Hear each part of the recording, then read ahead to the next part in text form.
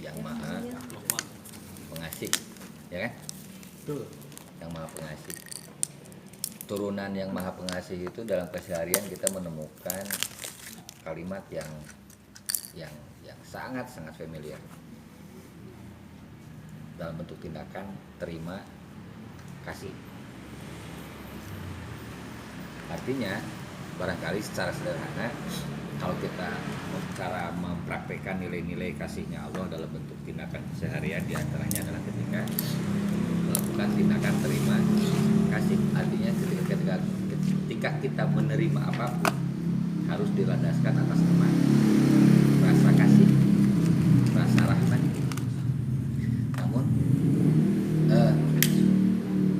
pertanyaan saya justru ketika ada terima kasih, kenapa tidak ada kalimat atau pernyataan memberi kasih? Rata-rata. Ya kan terima kasih. Kenapa tidak memberi kasih? Terima kasih. Kayak judul di Indonesia peduli kasih. Nanti acara bagi-bagi kita pakai memberinya padahal meret. Mere. Cinta kasih. Tali kasih ya. Para kepikiran ya. Tali kasih. Ya kan kalau terima berarti kan dengan urusan yang memberi. Orang yang menerima dan memberi. Nah, artinya apapun yang kita berikan dan apapun yang kemudian kita terima harus dilandaskan atas nama rahmannya Allah. Kenapa? Pertanyaannya adalah kenapa harus seperti itu? Ya karena Allah pun dalam memberikan apapun pada semesta ini tanpa memilih siapa yang layak dan tidak layak. Artinya semua makhluk mendapatkan rahmannya Allah. Tidak ada urusan hitam putih secara warna kulit, tidak ada urusan sebut saja misalkan beda ideologi dan seterusnya. Semua diberikan kesempatan yang sama dan semua atas nama rahman, atas nama kasihnya Allah. Artinya barangkali pelajaran buat saya dan buat kita semua barangkali ketika kita memberikan apapun atau bahkan menerima apapun itu semua atas dasar inspire-nya bagaimana Allah memberi dan bahkan menerima perilaku makhluk pada ada yang bersyukur, ada yang tidak, tetapnya dilayanan, ya kan? Ada yang berontak, ada yang tidak, tetap aja dilayani. Nah, spirit ini yang barangkali spirit Rahman ini yang barangkali butuh kita perjuangkan juga, karena kadang-kadang sifat-sifat manusiawi kita yang terbentuk secara langsung dan tidak langsung, baik secara kultur keluarga, kultur masyarakat dan yang lainnya, kita menjadi sangat mudah menyerah. Ada saya mah pernah jahat ke orang, saya tong dihitung. Ada saya mah pernah mencari hati ke orang, nanti saya dilewat, tong dibere dan seterusnya. Nah, artinya kan secara tanpa sadar ketika kita melakukan tindakan seperti itu, memilah-memilih dan seterusnya, keluar dari nilai-nilai rahmat. Artinya rahmannya Allah tidak pernah pilih kasih, rahmannya Allah tidak pernah sebut saja tidak pernah memihak, baik kepada orang yang bersyukur dan tidak bersyukur, tetap Allah berikan rezekinya, tetap Allah berikan kesempatannya dan seterusnya. Artinya barangkali nilai-nilai Rahman ini yang bisa menjadi medan siar kita kepada siapapun, gitu. Pada saudara kita yang mungkin kita pernah bermasalah, pada tetangga kita yang mungkin juga pernah bermasalah atau apapun. Barangkali saatnya hari ini kita melakukan tindakan rahmatnya Allah sebagaimana yang kita pahami, bahwa tebarkan rahmat kapanpun dan dimanapun, seberat apapun barangkali ini yang harus menjadi tangga uji kita untuk melampaui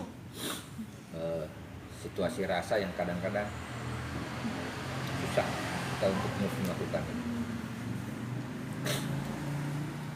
Walau bagaimanapun, sehebat apapun kita mampu melampaui situasi rasa itu, ya tetap Yang Maha Rahman ya Allah. Kita mah hanya berusaha untuk menjadi bagian dari rahmannya Allah Subhanahu wa taala. Itu kurang lebih yang semacam refleksi yang saya pahami tentang Ar-Rahman, dan semoga kita menjadi bagian dari rahmatnya Allah Subhanahu wa taala. Oke, masuk ke materi tentang Sirah Nabawi Rasul Muhammad SAW. Di pertemuan sebelumnya kita telah membahas tentang fase dikala Rasul Muhammad SAW mendapatkan perintah untuk melakukan dakwah secara terang-terangan, secara terbuka, tanpa ragu, tanpa harus bersumbung kembali. Di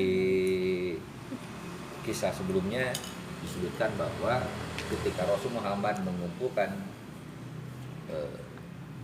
sanak saudaranya, kabilah-kabilah yang lainnya, bahkan sampai pada setiap kabilah yang Rasul Muhammad kenal, beliau sebutkan satu persatu sebagai bentuk bahwa beliau tahu persis siapa orang-orang yang dihadapinya, sebagai bentuk bahwa beliau tahu persis siapa yang ada bersama beliau.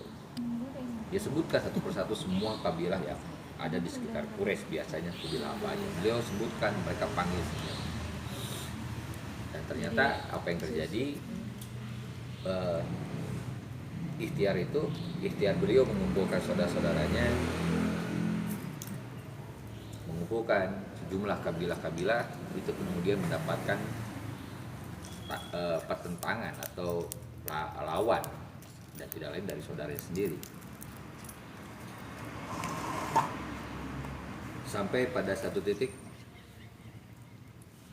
muncul firman Allah yang kemudian kita kenal dengan surat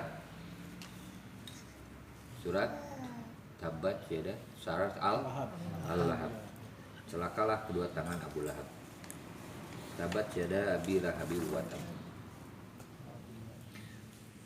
Ayat ini secara kronologis sebagai bentuk jawaban terhadap perlawanan Abu Lahab kepada Rasul Muhammad SAW yang menganggap mengumpulkan kaumnya adalah hal yang sia-sia dan bahkan mencelakakan, kata versi Abu Lahab. Dan karena itulah yang kemudian Allah memberikan firman, justru sebaliknya.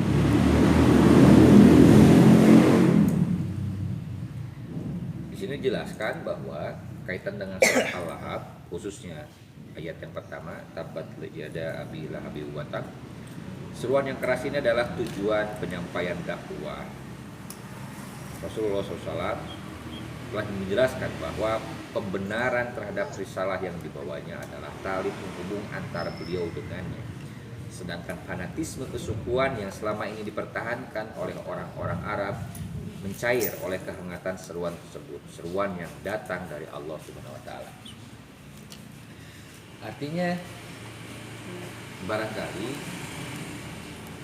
jika kita lihat secara kronologis sosial masyarakat Arab pada masa itu, betapa egosentrisme sebut semacam itu antar masing-masing kaum itu begitu dominan. Quraisy merasa gagah dengan Quraisynya, kaum misalkan Khawarij, misalkan kalau di Madinah itu ada Aus, ada Khazraj, dan banyak kabilah-kabilah yang lain yang mereka merasa bangga dan keren dengan kelompoknya masing-masing. Dan akhirnya justru dengan merasa gagah dengan atas nama rasnya masing-masing, ini justru menjadi cikal bakal bahaya. Umat harus dipersatukan, cikal bakal bahaya. Kenapa bahaya? Tanpa sadar, yang kemudian difahami sebagai bagian dari kebiasaan orang Arab itu suka berperang, suka gontok-gontokan, karena urusannya dengan gagah-gagahan dengan kabilahnya masing-masing. Grup RXX dengan RXX-nya, misalkan grup Tiger dengan Tigernya, itu kan susah, itu kan grup TS dengan grup TS-nya seperti itu. Gabit gak sweet. Ya, seperti itu. Nah, dan pengumpulan Rasul Muhammad mengumpulkan para saudara-saudara dengan sejumlah kabilah-kabilah ini adalah hal yang bisa dibilang sangat revolusioner. Kenapa saya menyebutnya sebagai hal yang sangat revolusioner? Karena dengan garis akidah atas nama akidah Islam ini yang kemudian membedah, tidak ada lagi urusan sedarah atau yang lain, tidak ada lagi urusan lu beda kaum, lu sama dengan kaum gua dan seterusnya, tetapi apapun kaumnya, apapun latar belakang gennya seperti apa, genetis segala macam, selama satu akidah berarti kita satu saudara walaupun berbeda daerah. Mau lu dari kabilah Quraisy, kabilah apa, kita akan menjadi saudara selama kita ada dalam garis satu Inilah yang kemudian disebut dengan tindakan revolusioner, melawan arus. Ketika orang tengah suka dengan kabilahnya masing-masing, Rasul Muhammad mempersatukan dengan satu titik temu, satu akidah. Tadi atuh ngaji tong lempangan wae.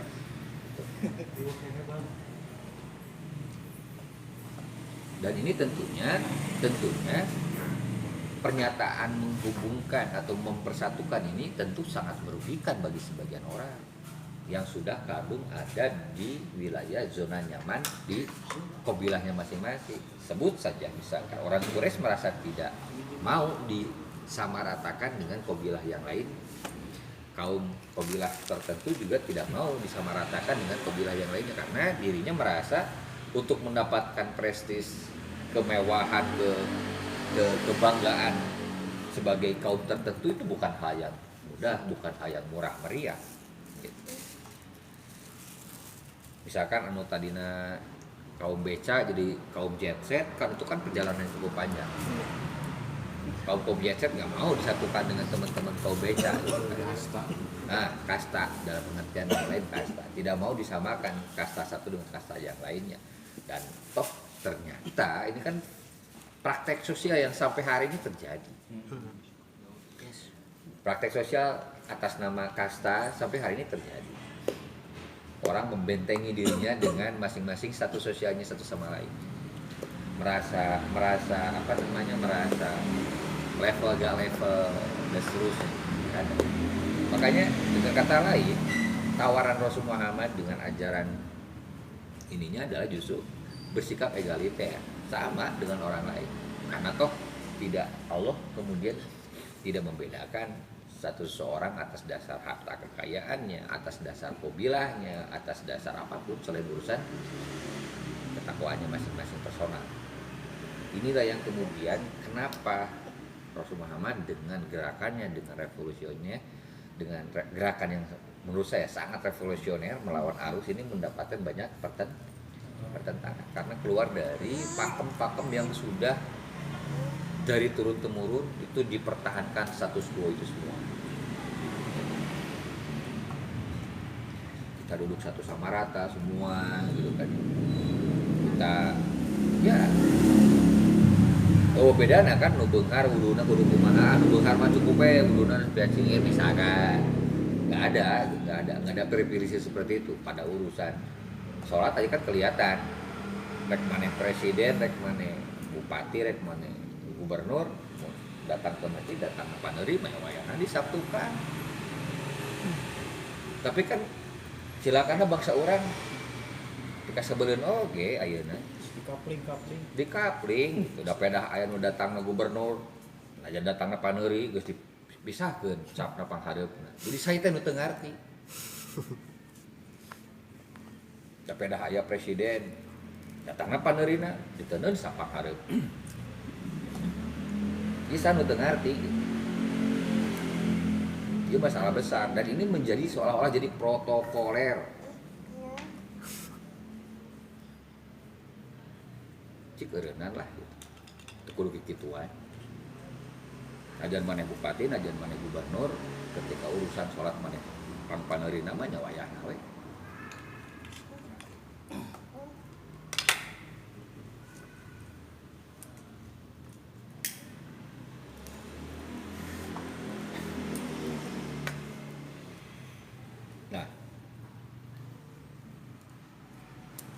Dengan peristiwa inilah yang kemudian kenapa fase ini disebut fase dakwah secara terang-terangan. Karena paling tidak pada peristiwa ini Rasulullah Muhammad bisa melihat dan bahkan diperlihatkan, sebut saja mana yang pro dan mana yang kontra kepada beliau, udah ketahuan. Akhirnya lain urusan loba jeung saeutik, tapi oh iya, berarti memang kalau dakwah itu pasti akan ada tantangannya. Udah ini hajar we. Da geuningan susulumputan aya tantanganana. Hajar bleh. Aya tantangan geus we hajar bleh.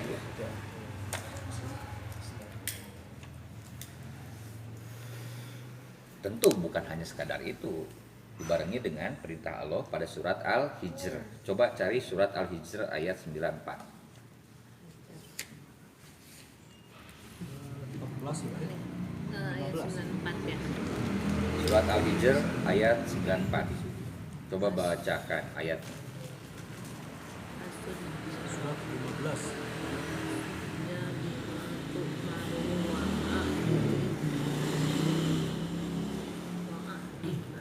Semangat Bu. Ada hadiah. Cok Bu Haji. Tahun surat Al-Hijr ayat 94. Bismillahirrahmanirrahim. Fasda bima tu'maru bima tu'maru wa'rid anil musyrikin. Fasda bima tu'maru wa'rid anil musyrikin. Fasda bima tu'maru wa'rid anil musyrikin. Maka sampaikanlah Muhammad secara terang-terangan segala apa yang diperintahkan kepadamu dan berpalinglah dari orang yang musyrik.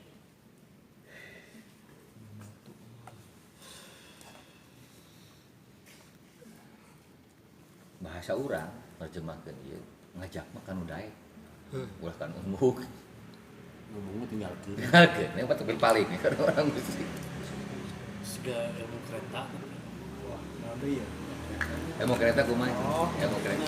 Suatu nama ya. Bawa ukuran itu ini tuh tinggalkeun.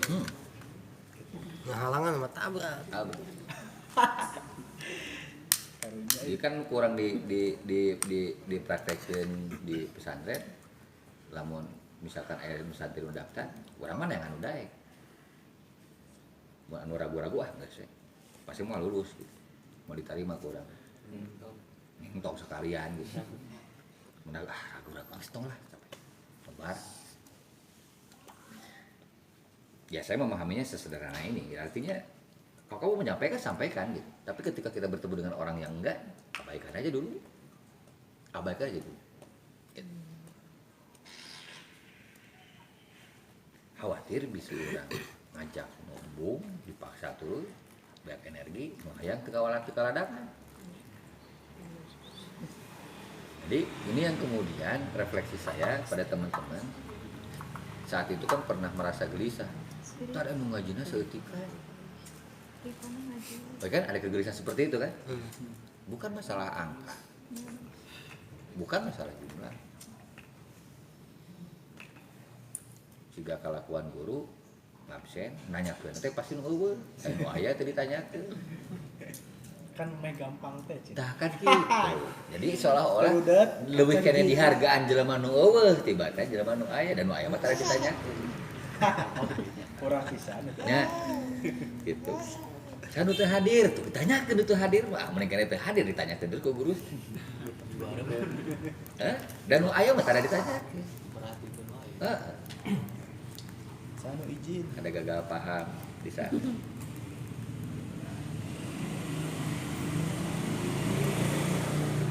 Tentu itu bentuk perhatian juga ketika kepada orang yang tidak hadir, sebagaimana Rasulullah Muhammad setiap beres salat selalu mencari tahu kan sahabat-sahabat, mencari tahu situasi kondisi dan seterusnya, karena ini bagian dari bentuk membangun tali ukhuwah. Kan ada ragam tali ukhuwah ya, ada tali ukhuwah Islamiyah, tali ukhuwah, apalagi insania dan seterusnya. Kita bisa melakukan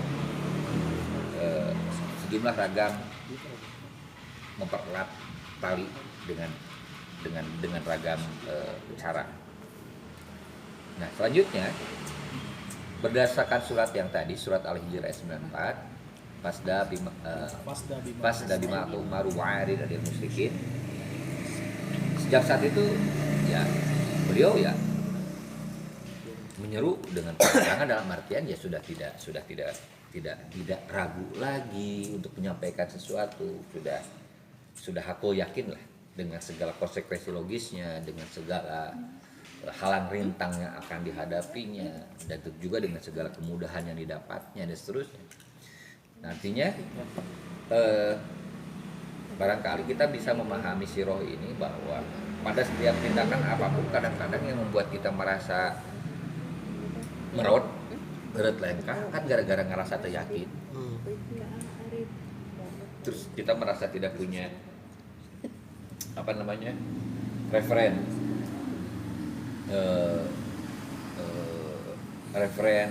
reasoning, alasan kenapa kita berbuat sesuatu.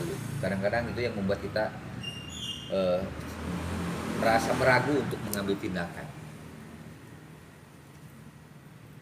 Namun berbeda halnya ketika kita sudah mampu sampai pada titik bismillah dan yakin lah misalnya. Nah, artinya barangkali pertanyaannya bukan hanya sekadar kita melihatnya, oh iya ada ini sudah ada perintah Allah, wa ma yantiqu anil hawa in huwa illa wahyu.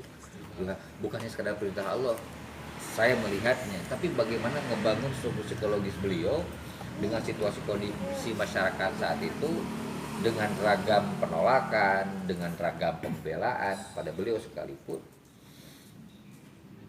Karena kan selalu ada itu kan ya, menolak, menerima akan selalu ada. Tapi bisa melahirkan situasi yakin pada diri. Artinya kecerdasannya luar biasa sampai mengambil tindakan lader. Desain, dagang HP atau laundry. Pertanyaan saya sederhana, ilmu kamu lebih besar di mana?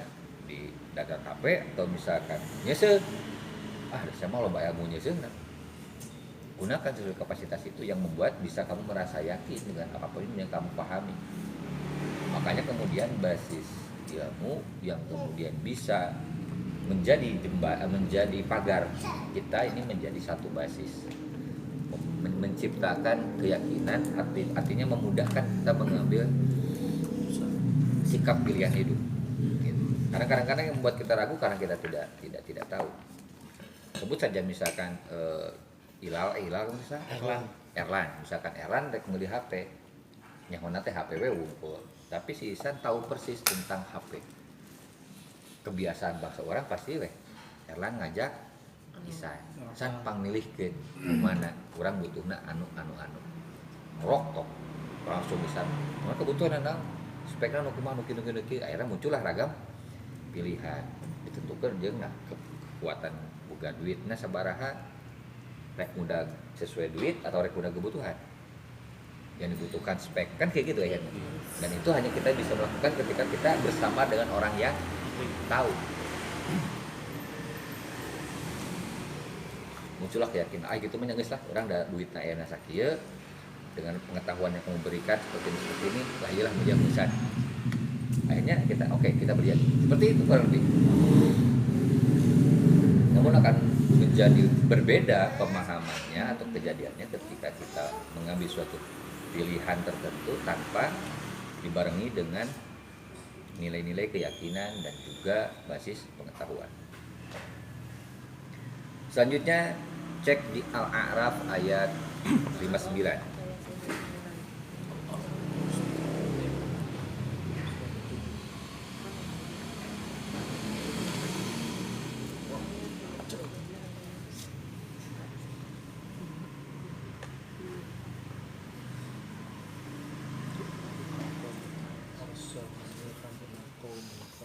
Mangga usah dulu deh.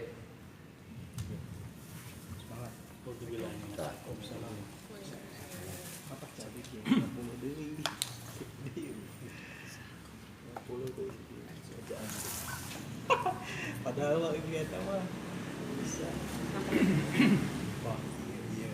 Laqad arsalna Nuhan ila qaumihi faqala ya qaumi ibudullaha ya qaumi ibudullaha ma lakum min ilahin ghairuh inni akhafu alaikum adzaba yaumin adzim. Artinya sungguh kami benar-benar telah mengutus Nuh kepada kaumnya. Lalu dia berkata, wahai kaumku, sembahlah Allah, tiada ada Tuhan sembahan bagimu selain Dia. Sesungguhnya aku takut kamu akan ditimpa azab pada hari yang dahsyat itu kiamat.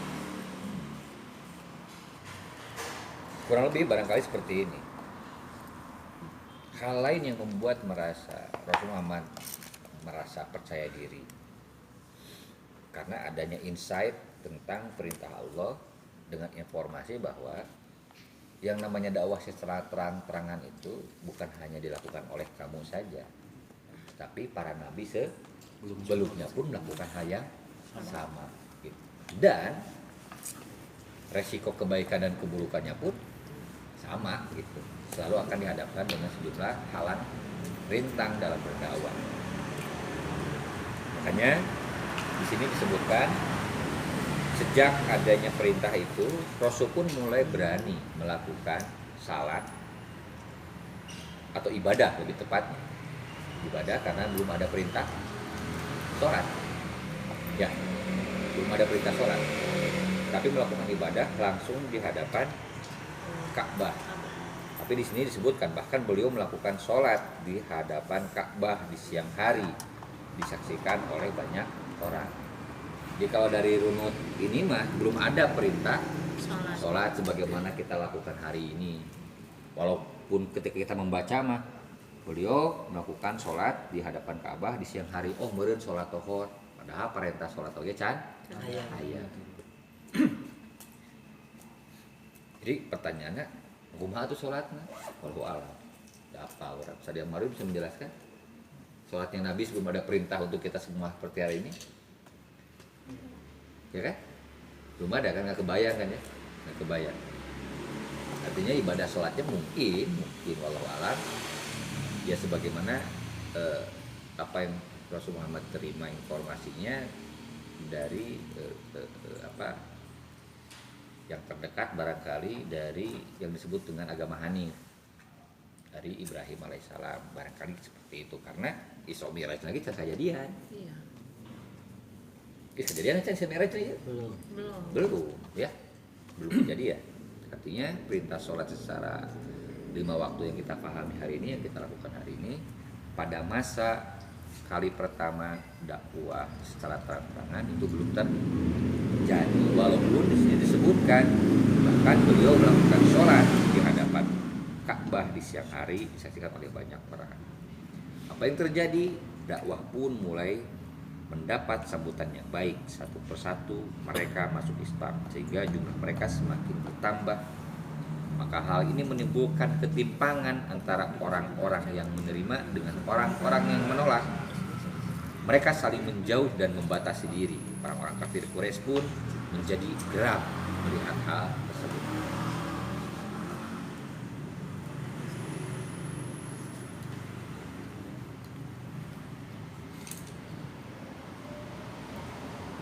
Kira-kira apa yang teman-teman dapatkan dari 1-2 paragraf terakhir ini? Kita tahu persis bahwa apa yang akan kita hadapi ketika kita melakukan tindakan, sebut saja tindakan kebaikan saja, pun akan mendapatkan sejumlah halang rintang, akan mendapatkan sejumlah perlawanan, bahkan lebih daripada itu dijauhi, dibenci, dan seterusnya. Kira-kira apa yang dibutuhkan situasi seperti itu? Mentalitas yang harus kita perbaiki, mentalitas yang harus kita siapkan. Siap hirup anu Gusti saking leuasna. Itu miranya. Karena toh rumusan hidup tidak selalu flat, kebaikan akan dibayar dengan kebaikan. Seperti halnya kita melakukan tindakan keburukan akan mendapatkan keburukan pula. Belum tentu.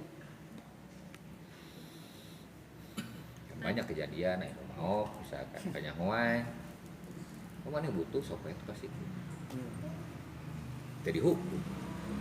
Tapi justru dia mendapatkan pelajaran ketika dia diberikan. Yang walaupun niatnya tadinya mencuri misalnya. Terkait ke bonus dari niat kejahatan mendapatkan kebaikan. Pun bahkan sebaliknya ketika kita melakukan niat baik, geningan dijelek. Iya. Berarti mental kitanya Ya, benar-benar. dikasih nyinyir terus. Artinya ini yang kemudian menurut saya yang saya pahami dari bacaan ini betapa yang membedakan orang yang berislam adalah bagaimana dengan agama yang diyakininya, agama yang dipahaminya itu mampu meng-create dirinya memiliki mentalitas memengbalma, mentalitas juara, mentalitas pemenang, bahwa yang namanya pertandingan akan selalu berhadapan dengan konsekuensi, ada kemungkinan menang, ada kemungkinan kalah, tapi bukan perkara kamu mau mengundurkan diri atau tidak dalam peperangan. Yang dibutuhkan adalah kesediaan menghadapi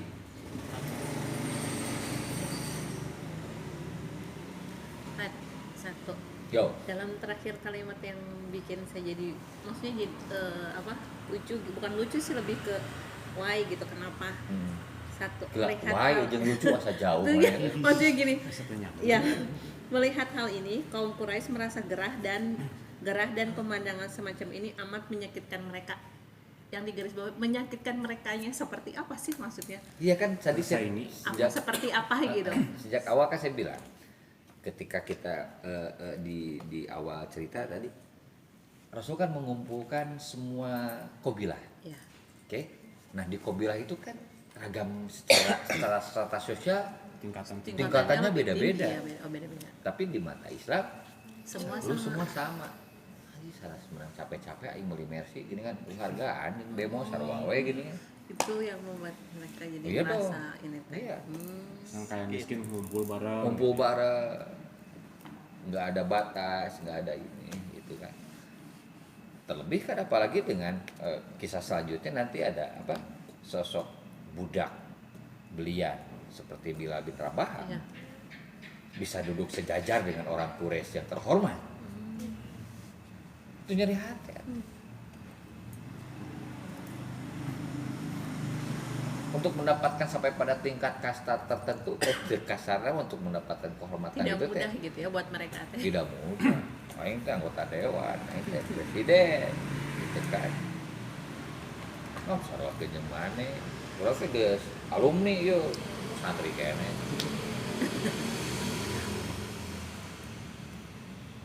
Gitu.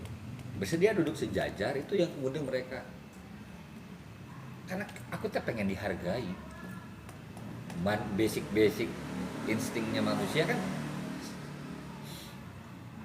rata-rata seperti itu, yang dihargai langsung pakai barcode itu dia. IDR. Dia pakai Berapa sih di sekilo? scan barcode. Gitu yang membuat mereka sakit hati. Artinya dia membayangkan, aduh berarti lamun ajaran siga tersebar, berarti nggak ada istilah kemuliaan. Berarti nggak ada istilah, karena yang mereka bayangkan adalah kemuliaan di hadapan sesama manusia. Oh, ya. Yang dihargai ku jelema. Jadi penghargaan yang luar biasa mungkin ya tadi. Oh iya, itu yang bikin sakit hati. Amin. Oh iya. Karena perspektif dalam Islam yang disebut lu berharga atau tidak, lu apa namanya terhormat atau tidak, takarannya adalah takaran nilai ketakwaan. Bukan gara-gara lu raja, lu anak raja, gitu kan? PNS non PNS. PNS dan non PNS kan, IPA IPS, please deh, gitu kan? Anak IPS, Anak IPS, anak IPA. Artinya pola-pola seperti itu terjadi bukan menjadi masa yang kita bayangkan masa jahiliyah saja. Sampai nepi ka ayeuna ge aya keneh kalakuan gitu patut teh. Pengklasteran seperti itu teh ada. Pengklasifikasian strata sosial ekonomi masyarakat itu pasti aya. Nu leuwih edan di aing nya. Geus puguh aya tulisan gas untuk rakyat miskin. Nu mareulina orang miskin puguh. Miskin pengakuan. Pikeun ka hayang nyin surat teh Pak boro-boro nyin surat miskin. Ya. Karena diklasterkan masalah. Dan itu menjadi objek akhirnya. Bukan sebagai medan perjuangan untuk diangkat harkat derajat kehormatannya. Nah ini yang kemudian jadi gambaran kenapa pada masa Rasulullah Muhammad yang dalam surat, dalam satu hadis ketika ada salah satu raja Najasyi atau raja Habsyi, Najasyi ya misalnya, mempertanyakan siapa pengikut, apakah orang kaya atau orang miskin, dan jawabannya apa? Justru kebanyakan mereka yang papa, mereka yang termarginalkan bahasa sekarang, orang-orang yang terpinggirkan, itulah para pengikut Rasul Muhammad. Karena kenapa? Dengan mengikuti Rasul Muhammad, ajaran Rasul Muhammad, harkat derajatnya diangkat bukan berdasarkan keturunannya, bukan berdasarkan harta bendanya, bukan karena urusan status sosial, tapi ketaatannya kepada.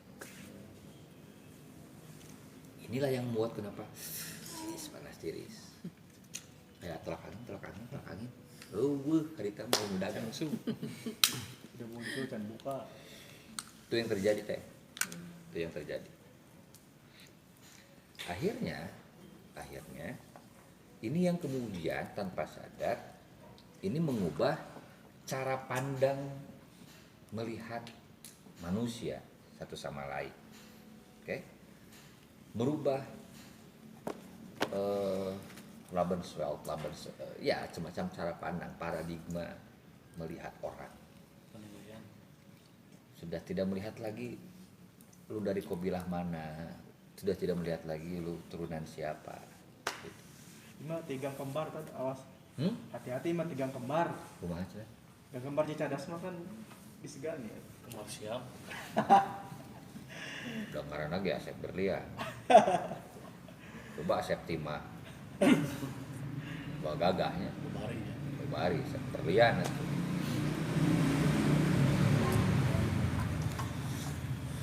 Nah, sebagai bentuk tindakan yang mereka lakukan, khususnya teman-teman kafir Quraisy ini, kenapa saya menyebutnya teman-teman kafir Quraisy? Karena kemudian kan berproses mereka menjadi sebagian menjadi Islam. Selanjutnya orang-orang Quraisy disibukkan urusan lain, yaitu semakin dekatnya jarak dengan musim haji.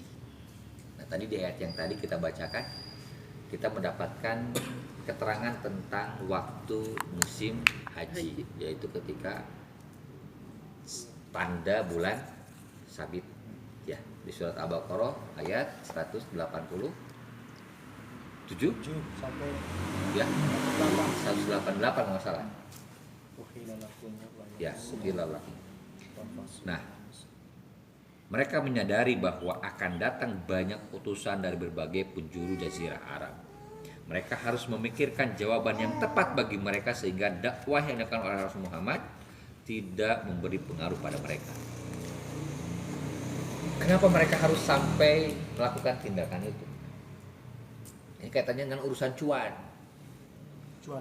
Karena urusan cuan akan menentukan urusan kehidupan menurut mereka. Karena ketika banyak dari sejumlah kabilah yang lain yang melakukan ziarah ke Makkah, ke Ka'bah, Ini juga yang kemudian menjadi salah satu alasan kenapa peristiwa yang pernah kita bahas peristiwa gajah atau perang gajah itu terjadi karena urusan devisa negara salah satu. Ya. Raja Namrud, Abraha, Raja Abraha secara devisa ekonomina untuk urusan wisata eleh ke orang ke Mekah gitu. Tak nyiun tempat yang megah di sana. Dipindahkan ke Yaman. Pindah ke dan seterusnya. Tak dipindahkan ke Cijuara. Balai gue. Ya gitulah. Gedung sate pindahkan ke Bogor. Gedung sate pindahkan ke Bogor. Macet pindahkan macet. Nah, artinya ada perspektif yang lain yang bukan hanya sekadar urusan nilai-nilai keyakinan semata yang mereka perlawankan, tapi urusan nilai-nilai duniawi.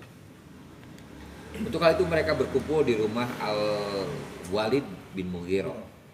Mereka bersepakat untuk menentukan satu pernyataan bersama, satu sikap bersama sebagai status Rasulullah di kalangan mereka. Al-Wahid berkata kepada mereka semua, sepakatilah satu pernyataan, jangan berbeda-beda, sehingga sebagian kalian mendustakan sebagian yang lain.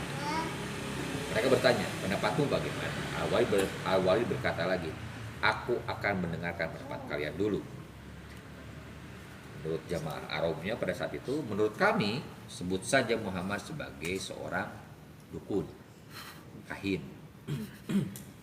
Al-Walid menyangka, tidak, demi Allah dia bukan seorang dukun. Bukan kada ya? Di sini disebutkan tidak demi Allah, gitu kan? Allah di mana ya? Ya, ini yang harus kita cermat membacanya. Jika tadi gini Rasulullah teh sholat, gini kan? Padahal perintah sholat lagi kan? Nah, ya berarti ada bentuk sholat yang lain jauh sebelum diturunkannya perintah sholat. Termasuk ini ketika awal menyangka dengan kalimat tidak demi Allah dia bukan seorang dukun. Pertanyaannya Allah yang mana? Yang Al-Walid saat itu yakini. Ini kan hanya barangkali penyebutan saja. Kita tahu bagaimana dukun itu, sedangkan dia tidak menggumam atau menggunakan mantra seperti dukun. Jadi untuk menjadikan dia sebagai victim, ya, akhirnya dibuatlah labeling. Gitu. Ternyata ketika ada yang memberikan label Muhammad sebagai seorang dukun, asal tak kriteria, oke, lain, ulah leta, enggak masuk kriteria. Mereka berkata lagi, kita sebut saja dia orang gila. Oke. Al-Walid menyangkal lagi. Ini keren, dialog ini bahasa keren. Al-Walid menyangkal lagi, jangan, sungguh kita tahu bagaimana orang gila. Sementara dia tidak berbuat seperti orang gila. Dia tidak menangis atau berbicara seenak. Ada jelema normal, manusia biasa layaknya. Kalau begitu kita sebut saja dia sebagai seorang penyair. Nah, oke. Lain nyair laut. Ya, lain nyair laut. Nyair. Susastra, arisastra. Tidak. Al-Walid menyangka lagi. Kita mengetahui bagaimana bentuk syair seperti itu, seperti rajaj, hajaj, qarid, makdud, dan mabsud. Dan apa yang beliau sampaikan, Rasulullah sampaikan itu tidak seperti kriteria-kriteria syair yang kita paham. Nanti cuma pinter kan? Melek. Awal itu melek banget. Tahu mana syair, mana bukan syair, mana yang dukun, mana yang tidak, mana orang gila dan mana yang tidak. Mereka berkata lagi, sebut saja dia tukang sihir. Dia tidak seperti tukang sihir, tidak berkomat kamit atau membuat simpul tali layaknya penyihir kebanyakan.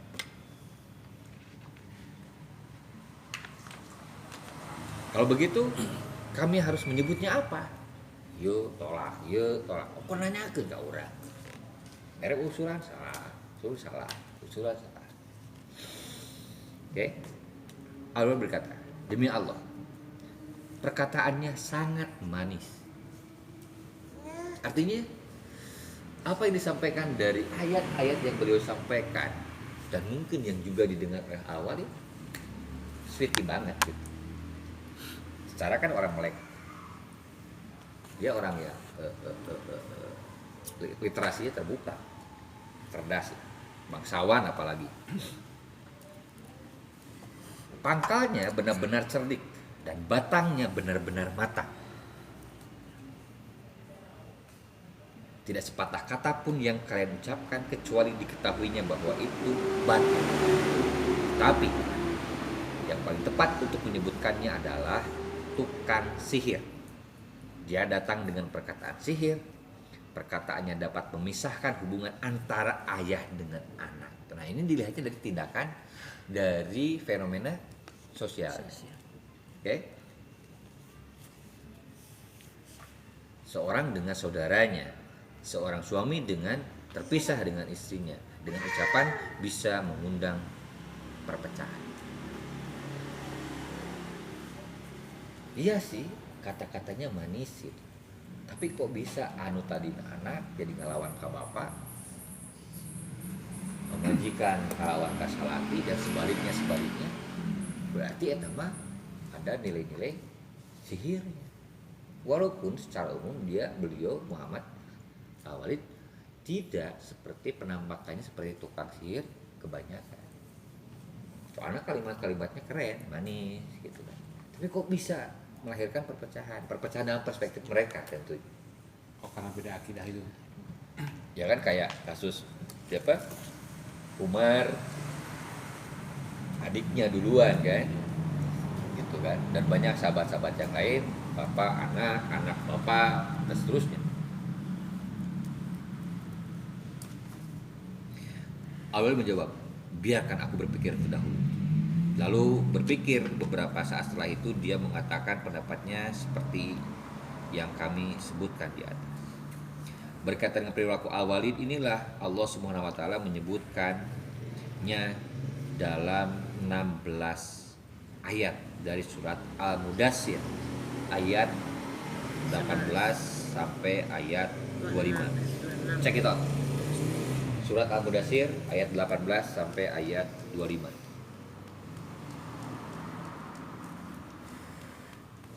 Ayat 11. Santri Manbaul. Alumni. Sok li, baca li. 18 sampai 25. A'udzu billahi minasyaitonir rajim. Innahu fakara wa qaddar. Wa qutila kaifa qaddar. Summa qutila kaifa qaddar. Summa nadar. Summa abasa wa basar. Summa adbara wastakbar. Wa qala in hada illa sihrun yusar. In hada illa qaulul bashar. Oke. Sesungguhnya dia telah memikirkan dan menetapkan apa yang ditetapkannya. Artinya Al-Walid sendiri sudah punya rumusan untuk mendefinisikan siapa tepatnya sebutan untuk sebagai seorang Muhammad. Celakalah dia, bagaimana dia menetapkan, kemudian celakalah dia, bagaimana dia menetapkan, kemudian dia memikirkan, sesudah itu dia bermasa muka dan merengut, kemudian dia berpaling dari kebenaran, menyombongkan diri. Lalu dia berkata, Al-Quran ini tidak lain hanyalah sihir yang dipelajari dari orang-orang dahulu. Ini tidak lain hanyalah perkataan manusia. Oh, ayat ini turun untuk Al-Walid. Ya, jadi ayat ini turun asbabun nuzulnya karena sikap tindakan Al-Walid yang merumuskan untuk melakukan perlawanan dan pertentangan kepada Rasulullah Muhammad SAW. Setelah itu semua disepakati, mereka tinggal melaksanakannya.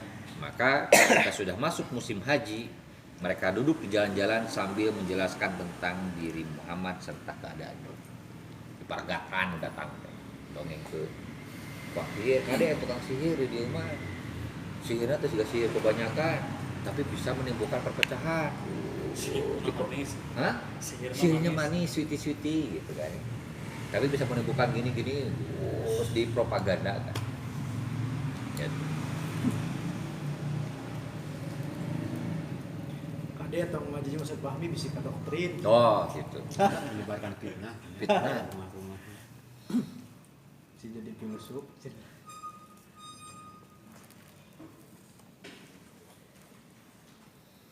Adapun Rasulullah SAW gigih menyebarkan dakwahnya. Rasulullah mendatangi orang-orang ke rumah-rumah mereka, ke pasar Ukaz, Bil Majaj dan Majinah untuk menyeru mereka kepada Allah Subhanahu wa taala. Abu Lahab menguntit dari belakang sambil menebar ucapan, "Jangan ikuti nasihatnya. Dia adalah orang yang keluar dari agama dan berdusta." Akibatnya, orang-orang Arab pada musim haji tersebut membawa kabar tentang Muhammad sehingga nama beliau tersebar dan menjadi buah bibir di seluruh penjuru negeri Arab. Nah, ini barangkali tentu pasti ada yang plus minusnya dalam peristiwa ini. Ada orang yang termakan isu, ada orang yang barangkali ketika orang mendapatkan informasi bahwa awas ada orang tukang sihir namanya Muhammad, bisa jadi dia menjadi penasaran. Ya gitu. Akhirnya bisa jadi yang tersebar itu dari mulai informasi hoax sampai informasi yang benar terjadi. Oke? Nah, ini kan kita belajar di sini nih. Paling tidak yang namanya kabar berita itu gimana kita harus menyikapi? Menelaah dulu. Ya, artinya sebaran hoax mah lain ayeuna pada usum media sosial. Berarti dari zaman dulu juga Atunya udah ada. Masih menerima bulan. Salah aya.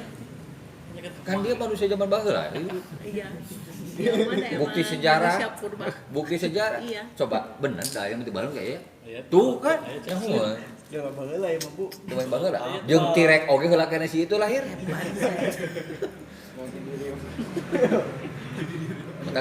Bentak oknum tinggal di baju dah tinggal ke Bajunya dia oknum, guys. Oknum, guys. Oknum. Oknum penyebar berita hoax di zaman Nabi. Nah, Astaga. Hoax, emang perkataan hoax. Awal itu. Awal. Marah sama ibu. oke, artinya ini yang barangkali ini menjadi hikmah buat kita dalam proses membaca sirah ini. Bagaimana ke apa ya? Bagaimana ketika kita sikap kita ketika kita mendapatkan kabar berita? Bagaimana kita menyikapi? Karena baik kita kebayangkan orang-orang yang menyebarkan kabar berita tentang Nabi Muhammad sebagai tukang sihir ini dari ragam kabilah, oke? Dari ragam ya ragam kabilah, ragam suku, bahkan mungkin kastanya. Ternyata mengenal level Abu Lahab, wah dia mau orang kaya, orang ternama dan seterusnya. Terus orang terpelajar, kira-kira bakal mudah percaya atau tidak? Iya. Yes. Jadi bisa jadi hari ini juga kalau kita sampai termakan hoax, tinggal da ieu mah da ti WA ti si anu. Nah, sangat mudah kita menerima itu begitu saja. Suara istana. Wah, oke. Bisa jadi misalkan sebut saja misalkan tiba-tiba ada satu sebutan broadcast misalkan. Kayak broadcast handapun tulisanana misalkan ditulis dengan nama orang berpengaruh, sebut ulama berpengaruh misalkan. Sebarkeun ada ku ente. Beri jeung can maca heula jerona. Henteu jerona halus gitu nya, halus tapi aya hujatan gitu kan. Tapi tanda tangan teh sebutlah ulama berpengaruh misalkan. Sebarkeun kabeh. Percaya moal. Ningali nama eta mah pasti langsung. Nah, langsung tinggalkan ti Ustaz Abdul gitu kan. Abdul. Piraku tuh percaya ke Ustaz Abdul kan. Itu kan tinggali sudah. Karena tahu Ustaz Abdul. Pas dikonfirmasi teuing da urang teh nya nu kieu. Kan sangat mudah kita melakukan itu kalau mau. Nah, ini barangkali terjadi fitnah. Artinya ketika kita membayangkan ini mah ada zamannya fitnah. Di zaman ini zaman Zaman fitnah. dulu juga. Ada. Kok gitu saya? Mata tanyain ke orang terdahulu, ada zaman fitnah dari dulu. Ada. Tuh, ya. Iya, oknumnya. Oknum. Tobat kayaknya. Apa Ustaz tobat? Haji. Dia tuh orang paling langka, tau nggak? Oke. Tetap terbahas ya. Kalau mau Dari uraian ini di bagian nomor 4 dan yang sebelumnya di bagian uraian nomor 3, paling tidak ada beberapa hal entry point yang bisa kita ambil pelajarannya. Pertama, ketika kita berhadapan pada masalah dakwah atau menyeru, bahwa konsekuensi yang akan kita hadapi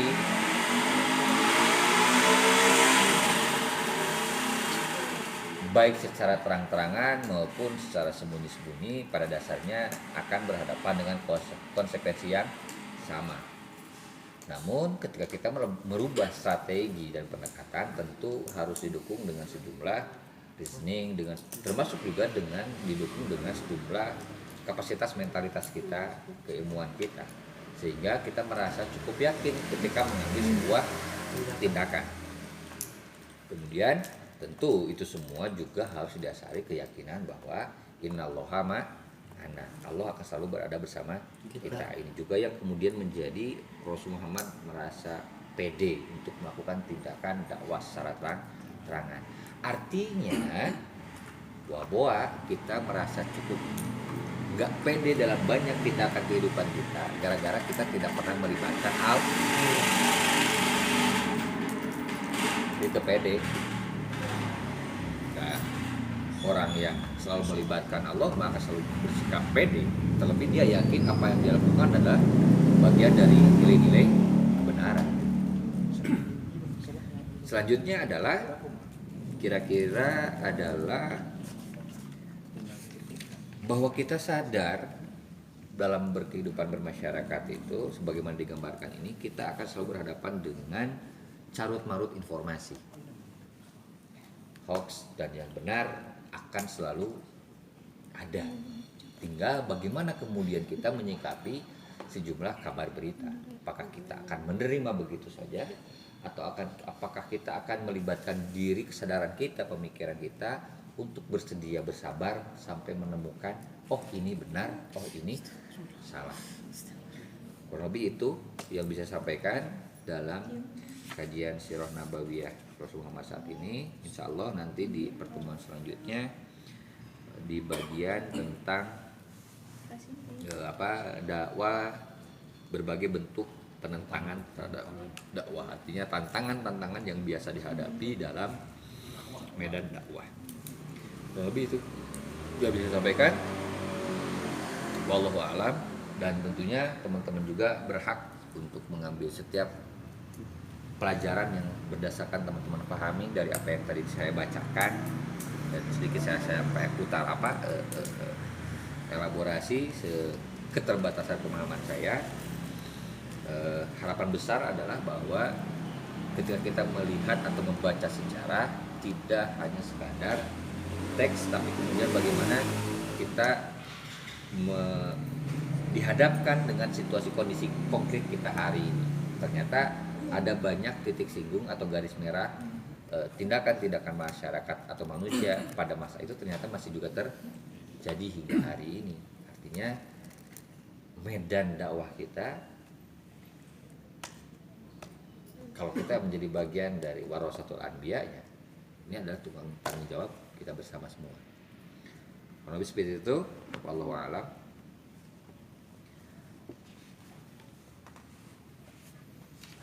Hadir. Habis dari wali-wali wa